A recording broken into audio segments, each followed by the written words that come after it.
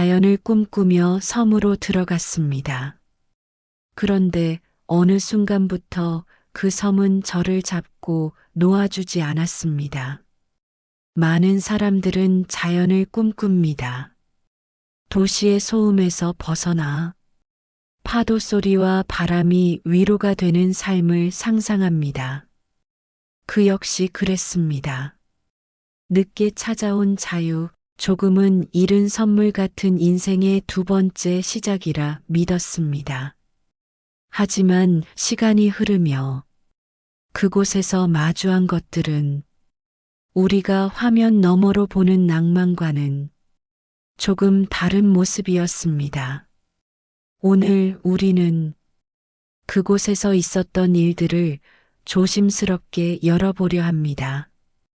그 선택이 남긴 흔적이 과연 어떤 것이었는지 여러분의 구독과 좋아요는 따뜻한 응원의 손길이 됩니다. 안녕하세요. 저는 정혜성입니다. 올해 61입니다. 32년간 중공업 회사에서 설계 업무를 해왔죠. 처음엔 도면 하나하나가 제 자부심이었어요. 제가 그린 설계도가 실제 구조물이 되어 바다 위에, 땅 위에 서 있는 걸 볼 때마다 가슴이 벅찼습니다. 그런데 언제부턴가 회사 분위기가 달라지기 시작했어요.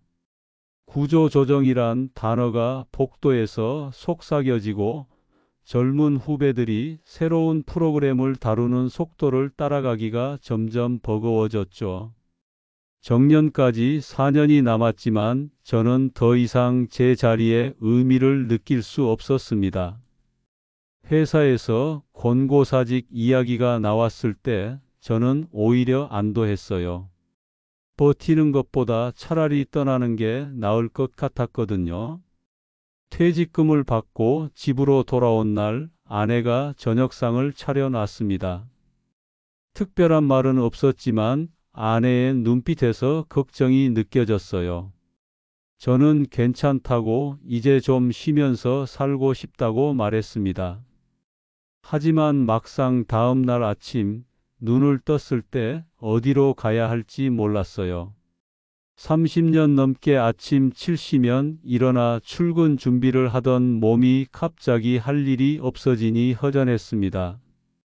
거실로 나가니 아내는 이미 장을 보러 나갔고 딸아이는 회사에 출근한 뒤였죠. 텅 빈 집 안에서 저 혼자 커피를 마시는데 이상하게 숨이 막혔어요. 며칠이 지나도 마찬가지였습니다. 아침에 일어날 이유가 없으니 점점 늦잠을 자게 됐고 낮에는 TV를 보며 시간을 보냈어요. 가족들과의 리듬도 자꾸 엇박자가 났습니다. 저녁에 아내가 돌아오면 제가 하루 종일 집에만 있었다는 게 왠지 미안하고 부끄러웠죠.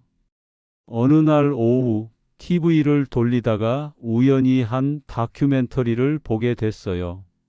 한적한 섬에서 자급자족하며 사는 노년 부부의 이야기였습니다. 할아버지는 직접 고기를 잡고 할머니는 텃밭에서 채소를 키웠죠. 두 분은 아침 해가 뜨면 일어나고 해가 지면 잠들었습니다. 누구의 눈치도 보지 않고 시간에 쫓기지도 않는 삶이었어요.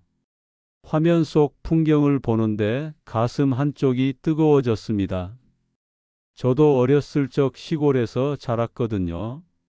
할아버지 댁 마당에서 뛰어놀던 기억, 개울에서 물장 굳히던 여름날이 떠올랐어요. 그때는 모든 게 자유로웠습니다. 어른이 되고 도시에서 살면서 그 자유를 잃어버렸죠. 나도 저렇게 살 수 있지 않을까? 그날 밤 침대에 누워서도 그 생각이 머릿속을 떠나지 않았습니다. 퇴직금도 있고 적금도 좀 있었어요. 지금 이대로 도시에서 무료하게 사는 것보다 제 공간에서 자유롭게 사는 게 훨씬 의미 있을 것 같았습니다. 마음 깊은 곳에서 무언가가 꿈틀거리기 시작했어요. 오랫동안 잊고 있던 욕망 같은 것이었죠. 그 뒤로 저는 인터넷을 뒤지기 시작했어요. 은퇴 후 전원 생활, 섬 생활, 귀농 같은 키워드를 검색하며 정보를 모았습니다. 그러다 우연히 지역 커뮤니티에서 흥미로운 글을 발견했죠. 통영 인근 소형 무인도, 향후 관광 수요 증가 기대.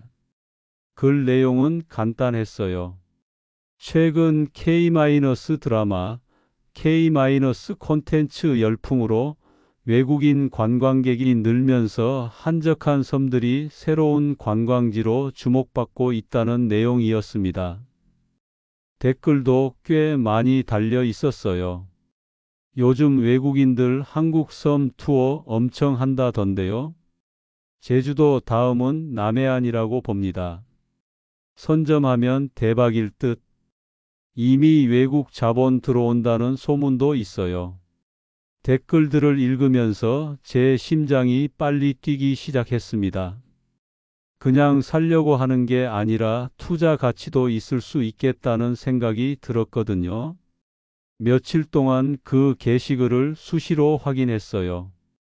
댓글은 계속 늘어났고 분위기는 점점 확신으로 변해갔습니다. 그러던 어느 날 새로운 댓글이 하나 달렸어요. 저도 섬 운영 경험 있습니다. 초기 투자만 제대로 하면 충분히 가능한 사업이에요. 다만 타이밍이 중요합니다. 그 댓글을 남긴 사람의 프로필을 들어가 봤습니다. 실제로 해안가 부동산 관련 글을 여러 개 올린 사람이었어요. 전문가처럼 보였죠. 저는 용기를 내서 쪽지를 보냈습니다. 섬 생활에 관심이 있다고, 조언을 구하고 싶다고요. 며칠 뒤 전화가 왔습니다. 자신을 공인중개사라고 소개한 남자였어요. 목소리는 차분하고 신뢰감이 있었습니다. 요즘 정말 문의가 많습니다. 은퇴하신 분들이 특히 관심 많으시더라고요.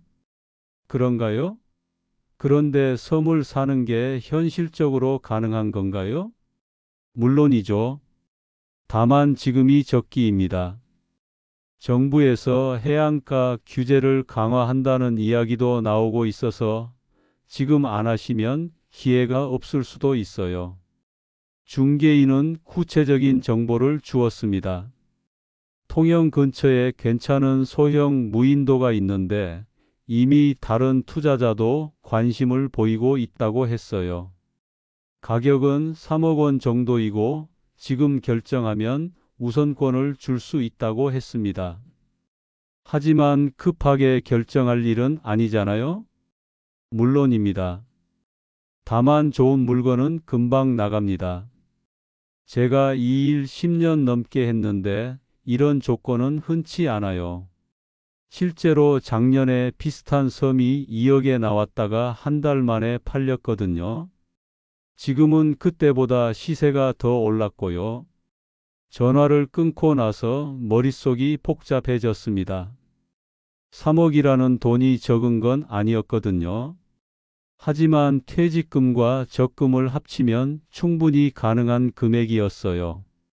무엇보다 중개인 말처럼 기회를 놓치면 평생 후회할 것 같았습니다. 아내에게 이야기를 꺼냈지만 반응은 싸늘했어요. 당신 너무 급하게 결정하는 거 아니에요? 한 번도 안 가본 섬을 어떻게 사요? 알아. 그런데 이런 기회가 자주 오는 건 아니잖아. 커뮤니티에서도 다들 좋다고 하고 전문가도 추천하는데 전문가라는 사람이 섬을 팔려고 하는 사람 아니에요? 당신 너무 쉽게 믿는 거 아니에요? 아내 말에도 일리가 있었습니다. 하지만 저는 이미 마음이 기울어 있었어요. 30년 넘게 회사에 묶여 살았는데 이제 제 인생 한 번쯤 제 맘대로 살고 싶었습니다. 도시에서 무의미하게 시간을 보내는 것보다 제 공간에서 자유롭게 사는 게 훨씬 가치 있다고 생각했죠. 결국 저는 중개인에게 다시 연락했습니다. 섬을 직접 보고 싶다고 했어요. 중개인은 기뻐하며 일주일 뒤 현장 방문 일정을 잡아줬습니다. 전화를 끊고 나니 가슴이 두근거렸어요. 새로운 시작이 눈앞에 있는 것 같았습니다. 약속한 날 저는 통영으로 향했습니다. 중개인은 선착장에서 저를 기다리고 있었어요. 40대 중반쯤 돼 보이는 남자였는데 정장 차림에 밝은 미소를 지으며 악수를 청했습니다. 멀리서 오시느라 수고하셨습니다. 날씨도 좋고 오늘 섬 보기 딱 좋은 날이네요. 작은 배를 타고 바다로 나가는데 가슴이 뛰었어요. 파란 하늘 아래 펼쳐진 바다는 제가 상상했던 것보다 훨씬 아름다웠습니다. 30분쯤 지났을까요? 멀리 작은 섬이 보이기 시작했어요. 저기 보이시죠? 저게 제가 말씀드린 섬입니다. 배가 가까워지자 섬의 모습이 선명해졌습니다. 크지는 않았지만 나무들이 우거져 있고 작은 해변도 있었어요.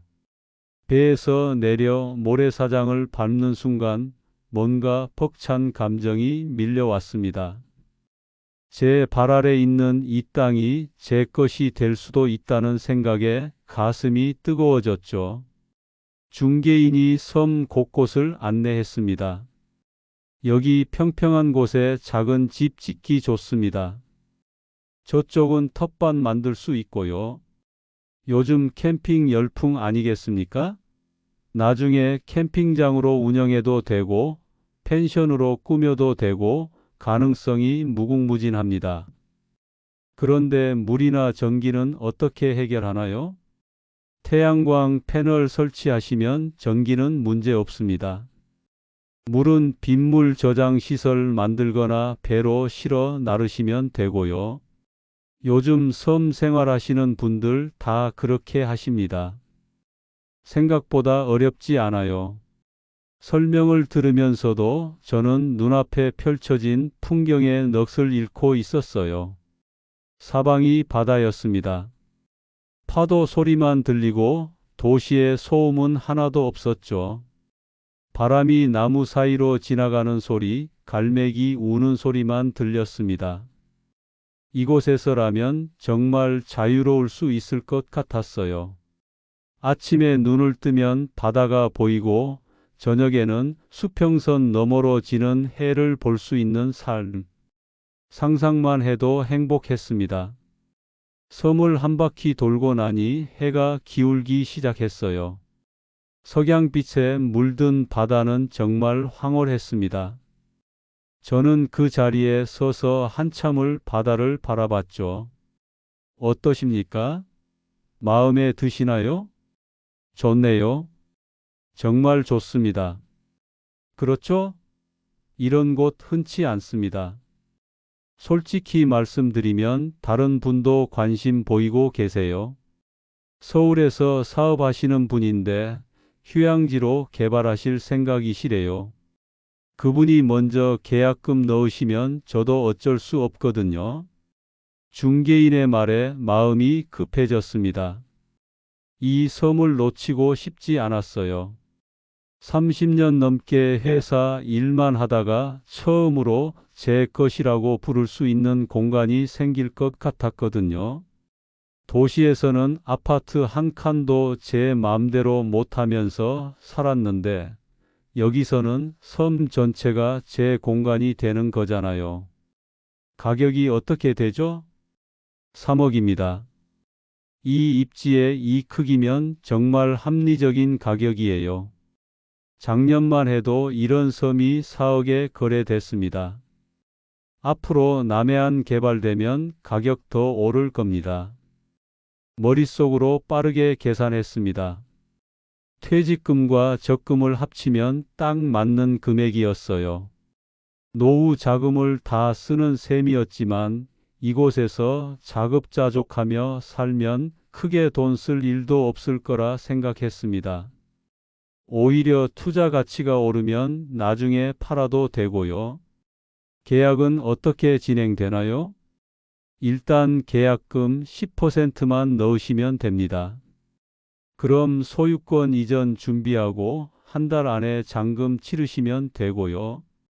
서류는 제가 다 준비해 드릴까?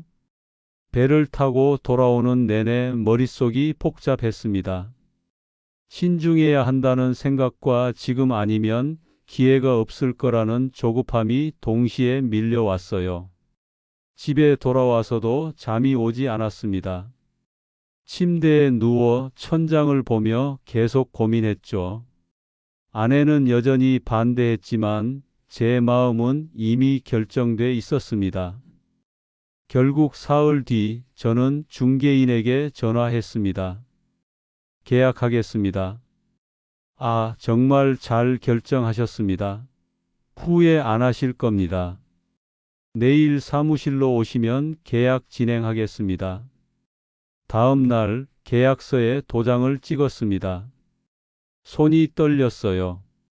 평생 모은 돈을 한 번에 쓰는 거였으니까요. 하지만 동시에 해방감도 느껴졌습니다. 이제 제 인생은 제가 선택한 대로 살 수 있게 된 거니까요. 한 달 뒤 잔금을 치르고 정식으로 섬의 주인이 됐습니다. 등기부등본에 제 이름이 적힌 걸 보는 순간 정말 제 세상이 생긴 것 같았어요.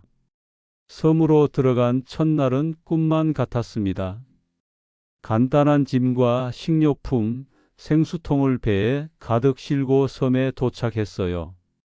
작은 컨테이너 하우스도 미리 설치해뒀죠.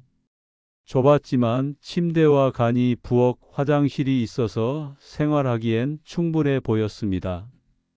첫날 밤 별을 보며 소주를 한 잔 마셨어요. 도시에서는 볼 수 없던 쏟아질 듯한 별들이 하늘을 가득 채우고 있었습니다.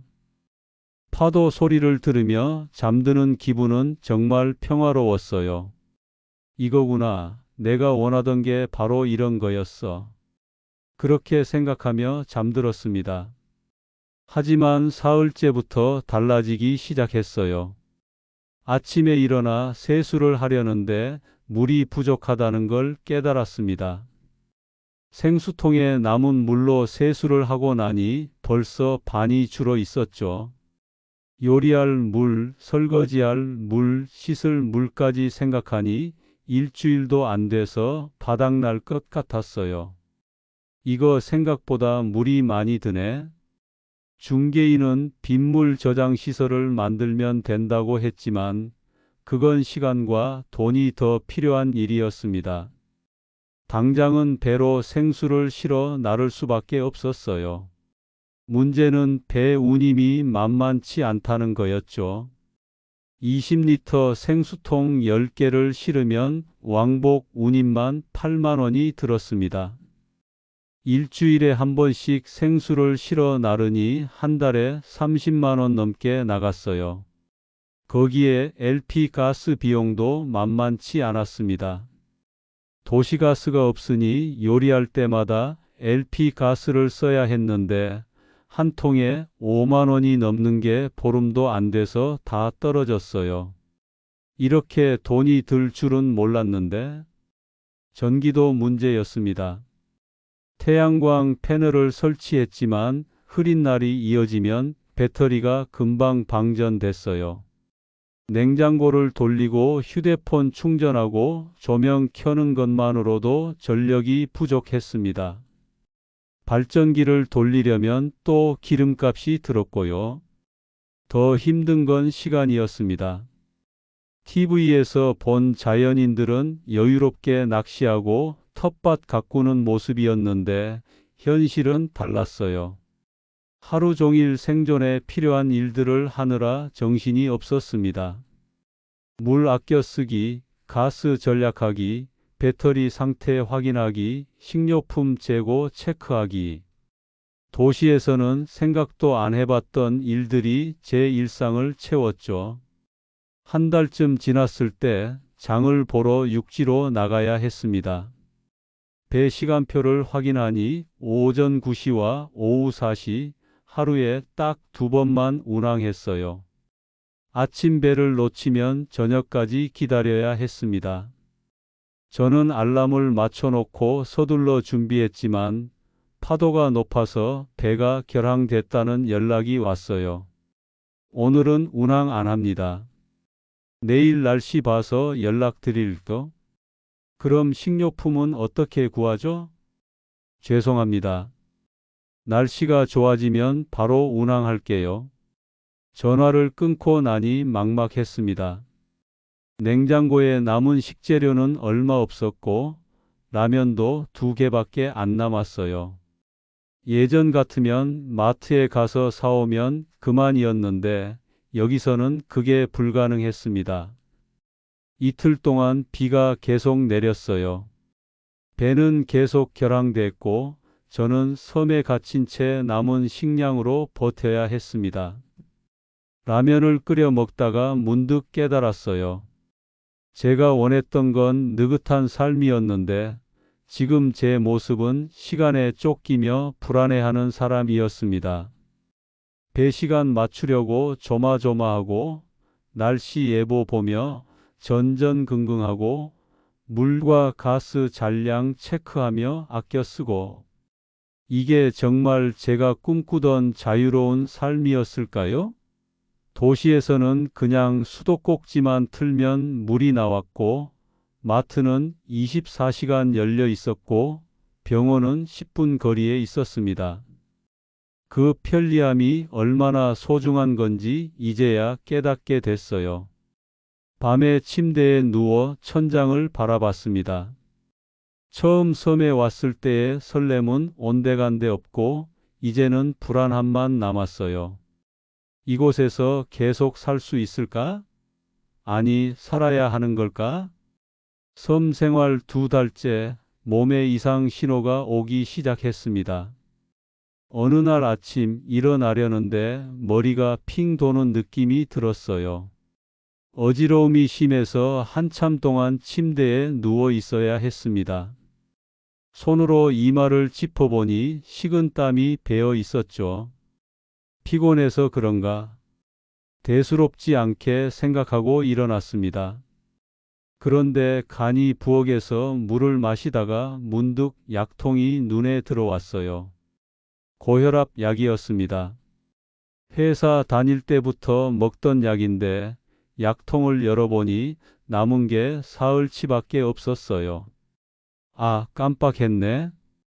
원래는 한 달에 한 번 병원에 가서 처방받아야 했는데 섬 생활에 정신이 팔려 잊어버렸던 겁니다. 당장 육지로 나가서 병원에 가야 했어요. 배 시간표를 확인했습니다. 오전 9시 배를 타면 병원 가서 약 받고 오후 배로 돌아올 수 있을 것 같았죠. 그런데 그날 오후부터 날씨가 급격히 나빠지기 시작했어요. 바람이 세게 불고 파도가 높아졌습니다. 저녁 무렵 배 운항사에서 전화가 왔어요. 내일부터 이틀간 기상 악화로 운항을 중단합니다. 양해 부탁드립니다. 이틀이요? 그럼 모레는 배가 다니나요? 일단 태풍 영향권에서 벗어나 봐야 알 것 같습니다. 안전상 어쩔 수 없습니다. 전화를 끊고 나니 불안해졌습니다. 약은 사흘치밖에 남지 않았는데 배가 이틀간 안 다니면 약이 떨어지는 거였어요. 고혈압 약을 하루 이틀 안 먹는다고 당장 큰일 나는 건 아니지만 찝찝했습니다. 다음 날부터 비가 쏟아지기 시작했어요. 바람도 거세게 불어서 컨테이너가 흔들릴 정도였습니다. 창밖을 보니 파도가 거칠게 일렁이며 해안가로 밀려오고 있었죠. 이런 날씨에 배가 다닐 리 없다는 걸 알면서도 계속 창밖을 바라봤습니다. 그날 밤 가슴에 통증이 느껴졌어요. 왼쪽 가슴 쪽이 뻐근하게 아팠습니다. 처음엔 소화가 안 돼서 그런가 싶었는데 시간이 지날수록 통증이 심해졌어요. 숨을 쉬는 것도 조금 답답했습니다. 이러다 큰일 나는 거 아니야? 침대에 누워 천장을 바라보며 온갖 생각이 들었습니다. 만약 지금 심장에 문제가 생기면 어떡하지? 119를 불러도 여기까지 올 수 있을까? 배도 안 다니는데 헬기가 와야 하나? 그런 생각을 하니까 더 가슴이 답답해졌어요. 휴대폰을 들고 119에 전화를 걸까 말까 고민했습니다. 하지만 이 정도로 전화하는 게 오버인 것 같기도 했어요. 그냥 긴장해서 그런 걸 수도 있잖아요. 저는 심호흡을 하며 진정하려고 애썼습니다. 새벽까지 잠을 이루지 못했어요. 가슴 통증은 조금 나아졌지만 어지러움은 계속됐습니다. 약을 먹지 못한 지 이틀째였거든요. 혈압이 올라간 게 분명했어요. 다음 날도 비는 계속 내렸습니다. 배는 여전히 결항이었고요. 저는 컨테이너 안에 갇힌 채 불안과 싸워야 했습니다. 창밖에 거친 바다를 보며 문득 깨달았어요. 제가 지금 완전히 고립돼 있다는 걸요. 도시에 있었다면 걸어서 10분 거리에 병원이 있었을 겁니다. 24시간 약국도 있었고요. 응급 상황이 생겨도 구급차가 금방 왔을 거예요. 하지만 여기서는 아무것도 할 수 없었습니다. 날씨가 좋아지기만을 기다려야 했죠. 그날 저녁 남은 약 하나를 반으로 쪼개 먹었습니다. 조금이라도 더 버티기 위해서였어요. 손이 떨렸습니다. 두려웠어요. 섬 생활이 자유라고 생각했는데 이건 자유가 아니라 위험을 혼자 감당해야 하는 고립이었습니다. 밤에 누워서 아내 얼굴이 떠올랐어요. 섬을 사겠다고 했을 때 걱정하던 아내의 표정이 생각났습니다. 아내 말이 맞았어요. 저는 너무 쉽게 결정했던 거죠. TV 속 자연인의 삶과 현실은 달랐습니다. 화면에는 여유롭고 낭만적인 모습만 나오지만 그 뒤에 숨겨진 불편함과 위험은 보여주지 않았던 거예요. 사흘째 되는 날 아침, 다행히 비가 그쳤습니다. 배 운항사에서 연락이 왔어요. 오후부터 배가 다닌다고요? 저는 서둘러 짐을 챙겨 배를 탔습니다. 육지에 도착해서 병원으로 달려갔어요. 의사 선생님이 혈압을 재더니 눈썹을 찌푸렸습니다. 혈압이 많이 올랐네요. 약은 왜 안 드셨어요? 섬에서 살고 있는데 날씨 때문에 배가 안 다녀서. 섬이요? 지병이 있으시면 약 관리 철저히 하셔야죠. 위험합니다. 의사의 말에 가슴이 철렁했습니다. 그제야 확실히 깨달았어요. 이곳에서 계속 살기엔 제가 너무 무리하고 있다는 걸요. 병원에서 돌아온 뒤 저는 진지하게 고민하기 시작했습니다. 이곳에서 계속 살 수는 없을 것 같았어요. 건강 문제도 그렇고 생활비도 생각보다 훨씬 많이 들었습니다. 물값, 가스비, 배 운임, 발전기 기름값까지 합치면 한 달에 100만 원 가까이 나갔죠.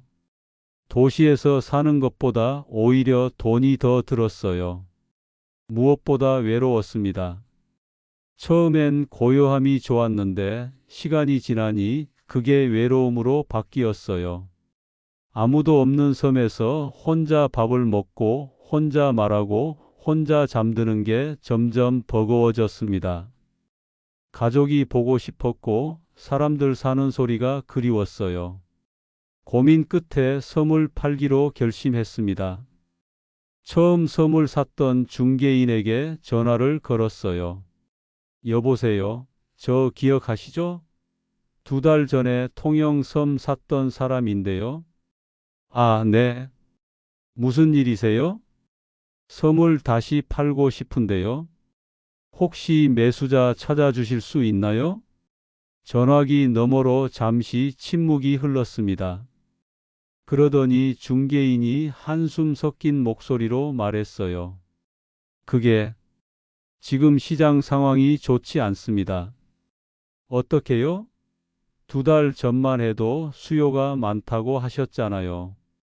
그때는 그랬는데 최근에 정부에서 무인도 개발 규제 강화한다는 발표가 나왔어요. 그 뒤로 문의가 뚝 끊겼습니다. 가슴이 철렁 내려앉았습니다. 규제 강화라니 그런 이야기는 처음 듣는 거였어요. 그럼 팔 수는 있는 건가요? 팔 수야 있죠. 다만 가격을 많이 낮춰야 할 겁니다. 지금 같은 상황에서는 솔직히 매입가의 절반도 받기 힘들 것 같은데요. 절반이요? 네. 현실적으로 그 정도입니다. 게다가 생활 인프라가 없는 무인도는 더 매수자 찾기 어렵고요. 식수, 전기, 교통 문제 때문에 실거주는 힘들잖아요. 중개인의 말을 듣는데 머리가 하얘졌습니다. 제가 3억을 주고 산 섬이 이제는 1억 5천도 안 된다는 말이었어요. 반토막이 난 거죠. 처음에는 투자 가치가 있다고 하셨잖아요. 관광 수요가 늘어난다고. 그건 가능성을 말씀드린 거였고요. 시장 상황이 변한 건 어쩔 수 없는 부분입니다. 투자라는 게 원래 위험이 따르는 거 아니겠습니까? 전화를 끊고 나니 허탈했습니다. 30년 넘게 모은 돈이 2달 만에 반으로 줄어버린 거예요. 아니, 아직 팔지도 못했으니 줄어든 것도 아니었죠. 그냥 섬에 묶여 있는 돈이었습니다. 저는 인터넷을 뒤지기 시작했어요. 혹시 저 말고 다른 사람들도 비슷한 경험을 했는지 알고 싶었습니다.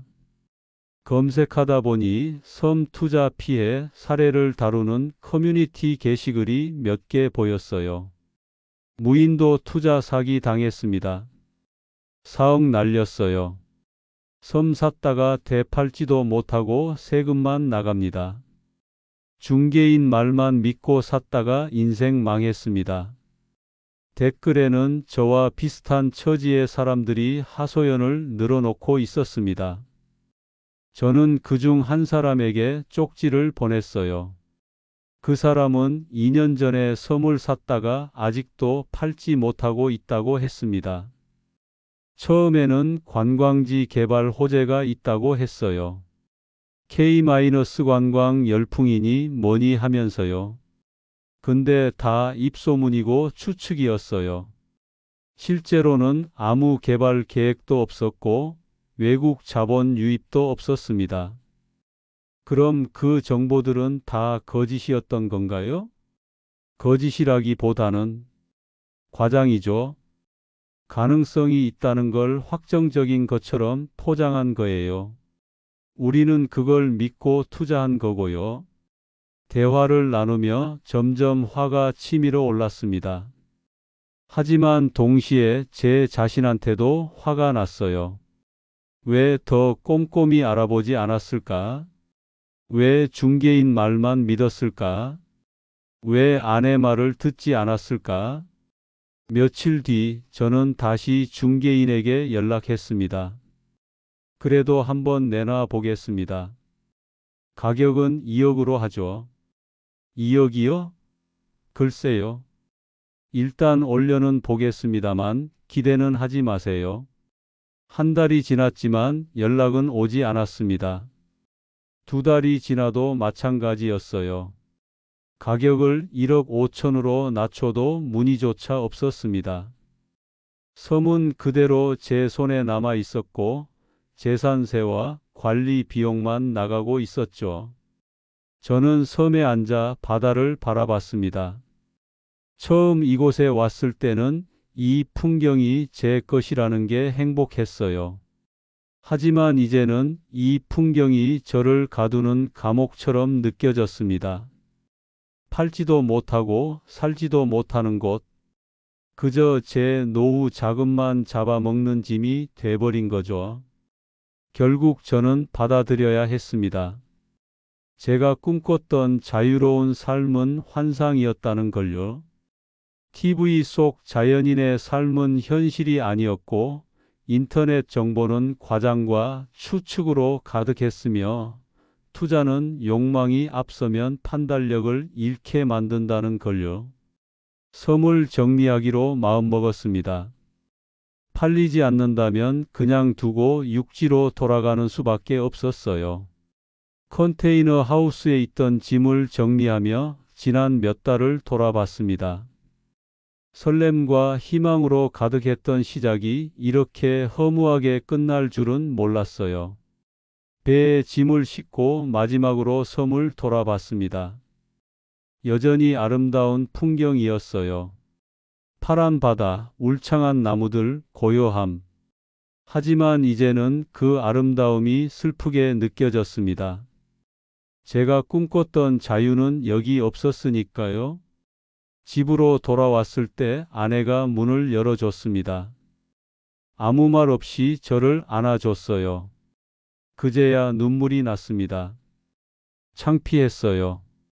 가족의 만류를 무시하고 혼자 결정했다가 이렇게 돌아온 게요. 미안해. 당신 말을 들을 걸 그랬어. 이제라도 돌아와서 다행이에요. 건강한 게 제일 중요하죠. 아내는 한마디 원망도 하지 않았습니다. 그게 더 마음이 아팠어요. 통장을 확인해 봤습니다. 남은 돈은 얼마 되지 않았어요. 적금도 다 깨고 퇴직금도 섬에 쏟아 부었으니까요. 노후를 편하게 보내려고 은퇴했는데 이제는 다시 일을 해야 하는 처지가 됐습니다. 61 나이에 다시 구직 활동을 시작해야 한다는 게 막막했어요. 구인 사이트를 뒤지기 시작했습니다.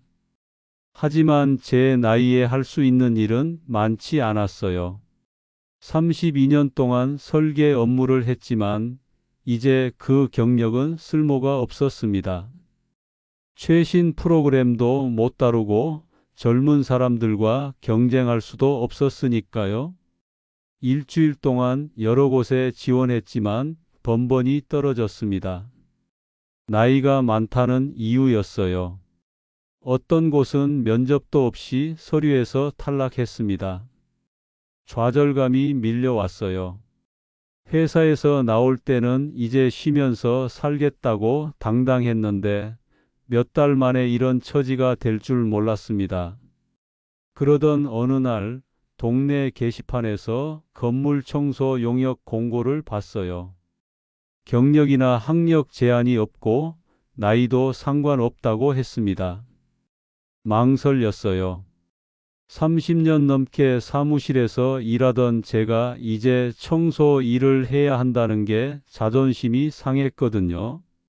하지만 선택의 여지가 없었습니다. 전화를 걸어 면접 약속을 잡았어요. 다음 날 빌딩 관리 사무실로 갔습니다. 50대로 보이는 팀장이 저를 맞았어요. 나이가 좀 있으신데 체력적으로 괜찮으시겠어요? 문제 없습니다. 건강합니다. 일은 어렵지 않아요. 아침 6시 출근해서 오후 2시까지 건물 복도랑 화장실, 계단 청소하시면 됩니다. 월급은 세후 180만 원이고요. 180만 원. 회사 다닐 때 월급의 3분의 1도 안 되는 금액이었습니다. 하지만 지금의 저에게는 그것도 감사한 일이었어요. 하겠습니다. 다음 주부터 일을 시작했습니다. 새벽 5시에 일어나 6시까지 출근했어요. 유니폼을 입고 청소 도구를 들었습니다. 처음에는 익숙하지 않아서 허리도 아프고 다리도 아팠어요. 화장실 청소를 하면서 몇 번이나 한숨을 쉬었습니다. 내가 왜 이런 일을 하고 있지? 하지만 시간이 지나면서 조금씩 적응했습니다. 일 자체는 단순했어요. 복잡하게 생각할 필요도 없고 누구 눈치 볼 일도 없었습니다. 그냥 정해진 구역을 깨끗이 청소하면 그만이었죠. 일주일쯤 지났을 때 같은 팀에서 일하는 아주머니가 말을 걸어왔어요. 처음이시죠? 힘들지 않으세요? 좀 그렇긴 한데 괜찮습니다. 적응하면 괜찮을 거예요. 저도 처음엔 힘들었는데 이제는 익숙해졌어요. 그 아주머니는 환갑이 넘었는데도 매일 웃으며 일했습니다.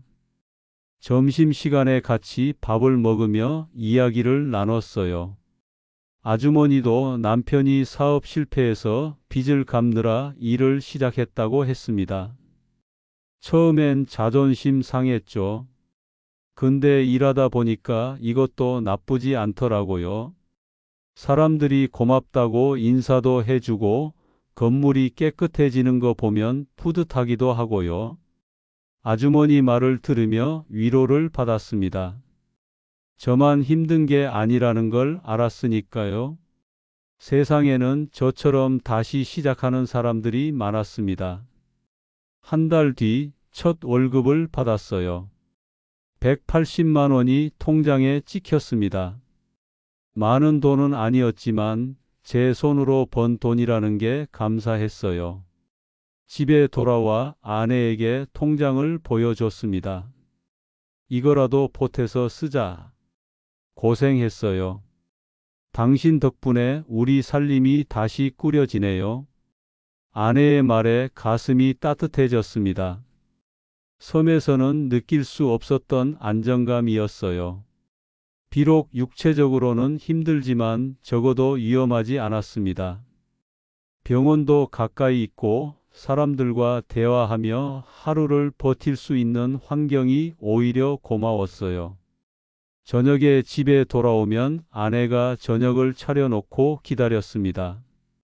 딸아이도 주말이면 집에 와서 함께 시간을 보냈어요. 평범한 일상이었지만 이제는 그 평범함이 소중하게 느껴졌습니다. 일을 시작한 지 반년이 지났습니다. 이제는 새벽에 일어나는 것도 청소 일도 익숙해졌어요. 체력도 좋아졌고 마음도 안정을 찾았습니다. 무엇보다 규칙적인 생활이 건강에 도움이 됐어요. 고혈압 약도 빠짐없이 챙겨 먹고 병원도 정기적으로 다녔습니다. 어느 날 점심시간에 빌딩 옥상에 올라갔습니다. 도시 풍경이 한눈에 보였어요. 빽빽한 건물들, 오가는 사람들, 자동차 소음. 예전에는 답답하게 느껴졌던 풍경인데 이제는 달랐습니다. 사람이 사는 곳이라는 게 느껴졌어요. 문득 섬에서의 시간이 떠올랐습니다. TV에서 본 자연인의 삶을 동경했던 그때가 참 순진했다는 생각이 들었어요. 화면 속에는 아름다운 풍경과 여유로운 모습만 나왔지만 그 뒤에 숨겨진 고립과 위험, 불편함은 보이지 않았습니다. 저는 그걸 모르고 뛰어들었던 거죠. 중개인이 했던 말들도 생각났습니다. 관광 수요 증가, 외국 자본 유입, 투자 가치 상승. 다 그럴듯하게 들렸어요. 하지만 실제로는 추측과 과장, 입소문에 불과했습니다. 저는 그걸 확인도 하지 않고 믿어버렸어요. 욕망이 앞서니까 현실을 제대로 보지 못했던 겁니다. 자유롭게 살고 싶다는 생각도 착각이었어요. 진짜 자유는 외로움과 고립 속에 있는 게 아니었습니다. 안전이 보장되고 사람들과 관계를 맺을 수 있고 필요할 때 도움을 받을 수 있는 환경에서 오는 거더라고요. 섬에서는 그 어느 것도 없었습니다. 저녁에 집에 돌아오니 아내가 저녁을 차려놓고 있었어요. 김치찌개 냄새가 집안에 가득했습니다. 식탁에 앉아 밥을 먹는데 창밖에서 아이들 뛰노는 소리가 들렸어요. 옆집에서는 TV 소리가 새어 나왔고 아래층에서는 누군가 웃는 소리가 들렸습니다. 시끄러운 소음이었지만 싫지 않았어요. 오히려 위로가 됐습니다. 사람이 오가고 말소리가 들리고 생활의 흔적이 느껴지는 이곳이 훨씬 더 살만한 곳이라는 걸 깨달았으니까요. 오늘 딸이 온대요. 주말에 같이 외식하자고 하던데. 그래? 좋지. 당신 요즘 표정 많이 밝아졌어요. 처음 일 시작할 때는 걱정했는데 이제는 괜찮은 것 같아서 다행이에요. 아내 말에 고개를 끄덕였습니다. 처음엔 자존심 상하고 힘들었지만 이제는 이 평범한 일상이 감사했어요. 매일 같은 시간에 출근하고 같은 일을 하고 같은 사람들을 만나는 게 지루할 수도 있지만 그 안에 안정과 평화가 있다는 걸 알았습니다. 주말에 딸과 함께 식당에 갔습니다. 삼겹살을 구우며 이런저런 이야기를 나눴어요. 딸이 회사 일 이야기를 하고 아내가 동네 소식을 전했습니다. 저는 그저 듣고 있는 게 좋았어요. 가족과 함께 밥을 먹고 웃고 대화하는 이 시간이 제가 진짜 원했던 거였습니다. 아빠, 요즘 어때요? 일은 괜찮으세요? 응, 괜찮아. 힘들긴 한데 할만해. 섬 생활할 때보다는 낫죠? 비교가 안 되지. 그때는 정말 후회했어. 딸이 제 손을 꽉 잡았습니다. 그래도 다시 돌아오셨잖아요. 지금이 중요한 거죠. 맞는 말이었습니다. 과거는 바꿀 수 없지만 지금부터 어떻게 사느냐는 제 선택이었으니까요. 집으로 돌아오는 길, 동네 골목을 걸으며 주변을 둘러봤습니다. 편의점 불빛, 가로등, 지나가는 사람들. 이 평범한 풍경 속에 제가 찾던 보물이 있었어요. 섬의 아름다운 바다가 아니라 이 소음 가득한 도시의 일상 속에 말이죠. 결국 제가 잃어버렸다고 생각했던 건 처음부터 잃어버린 게 아니었습니다. 그저 제가 그 가치를 몰랐을 뿐이에요. 가족의 웃음, 사람들과의 대화, 안전한 집, 가까운 병원. 이런 평범한 것들이 진짜 보물이었습니다. 그날 밤 침대에 누워 창밖을 봤습니다. 도시의 불빛이 반짝이고 있었어요. 섬에서 본 별빛만큼 아름답지는 않았지만 이 불빛 하나하나가 누군가의 삶이고 이야기라는 걸 알았습니다. 저도 그중 하나였고요. 감사했습니다. 다시 시작할 수 있어서, 가족이 있어서, 평범한 일상으로 돌아올 수 있어서요. 비록 많은 돈을 잃었지만 더 큰 걸 배웠습니다. 진짜 자유가 뭔지, 진짜 행복이 어디 있는지를요. 도시는 그를 떠나보냈지만 섬은 그를 완전히 받아들이지 않았습니다. 그리고 그 시간 속에서 그는 알게 되었습니다. 자유는 장소가 아니라 삶의 무게를 함께 나누는 사람들이라는 것을. 여러분의 구독과 좋아요는 더 많은 이야기를 전할 수 있는 따뜻한 응원의 손길이 됩니다.